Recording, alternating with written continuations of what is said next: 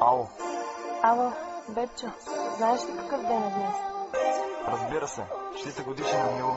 Искам само да ти кажа, че адски много те обичам и това го правя за теб. Никога няма да забравя тези мигове с теб. Аз се чувствам добре, обичам те и винаги ще си в моето сърце. Никога няма да забравя тези мигове с теб. Аз се чувствам добре, обичам те и винаги ще си в моето сърце. Помниш ли преди година, след като се запознахме, разходката в морската градина и как чувствата признахме? Бяхме двама непознати, две тела с една душа. Тайно надявах се да вярваш от пръв поглед в любовта. Надявах се като малко дете, мислех си и гледахте, мечтаех си, сънувахте, представях си, че двама сме. Една единствена звезда огря моята душа и това си ти.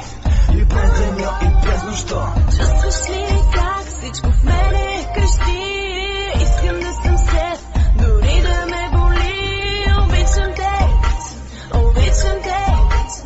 Никога не съм се чувствала така преди. Помниш ли всеки ден, когато идваше до нас по терасата? Чувах твоя глас, сърцата ни вече не са от лед. Ти обичаш мен и аз обичам те. Никога няма да забравя тези мигове с теб. Аз се чувствам добре, обичам те и винаги ще си в моето сърце. Никога няма да забравя тези мигове с теб. Аз се чувствам добре, обичам те и винаги ще си в моето сърце. Година по-късно ти осмисляш моя ден, ти за мен и аз за тебе съм роден. Преди без теб живях, но те видях и осъзнах, че си сладък грях. Но това не бива да ме е страх. За мен ти си това, което исках от живота. На теб посвещавам този звук и тази нота. За това, което преживяхме ние с теб.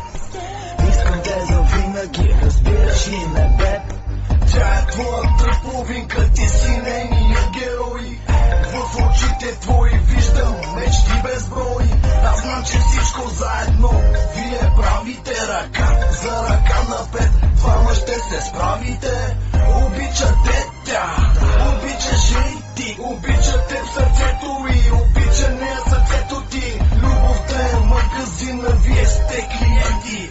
Пожелавам ви за напред хубави моменти.